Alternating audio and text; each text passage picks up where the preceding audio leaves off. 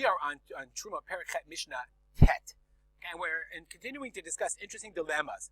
What should a person do if he's a case of safek? We're going to see in this and the following 4 Mishnayot. This and the next 3 Mishnayot, we're going to deal with fascinating dilemmas where there's no good choice. There's only 2 bad choices. So what choice should you make? Says the Mishnah, Chavit shenishbara begat elyona. Let's say you have a barrel of Terumah that was broken in the gat elyona, the upper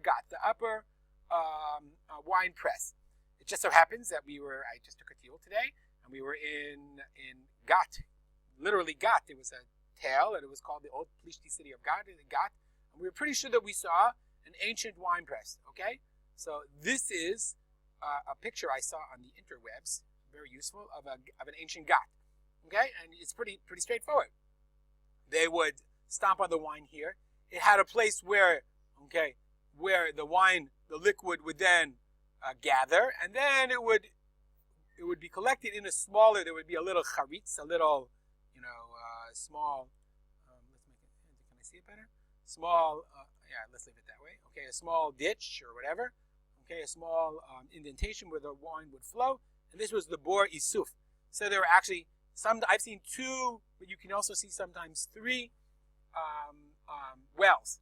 Okay, so let's say, for example, dealing with these 2, your barrel was breaking. Your barrel is breaking here.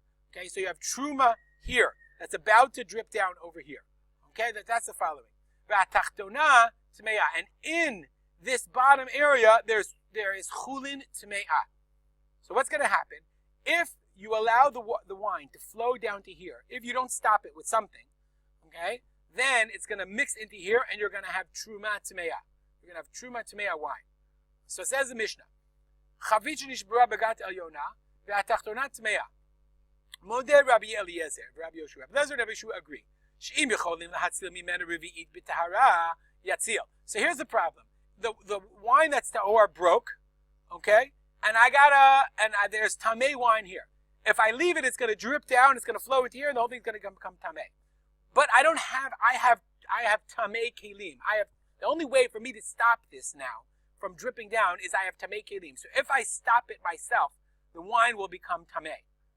But on the other hand, I could run 5 minutes away down here or whatever, and I could get tahor kelim.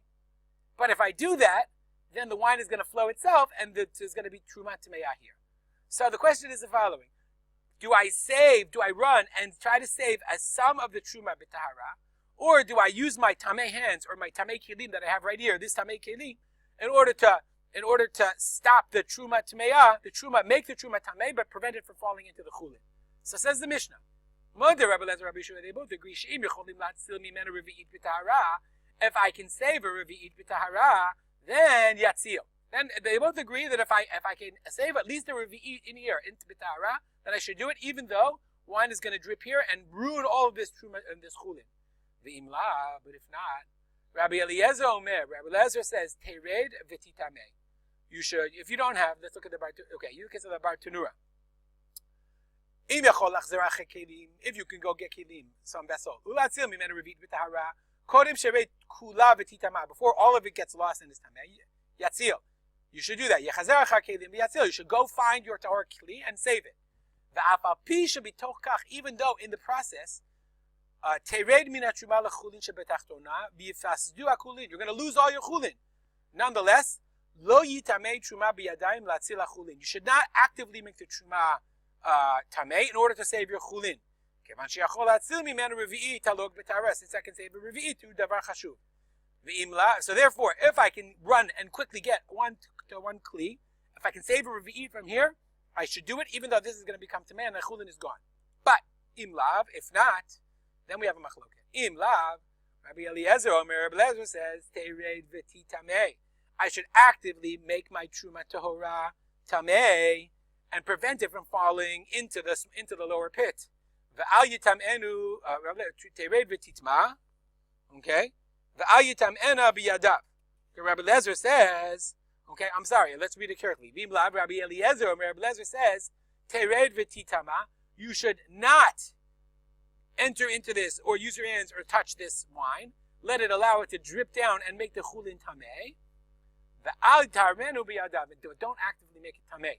Let's look at the Bartuna. You can't find a kli tahor. V'sof sof kula l'tuma azla.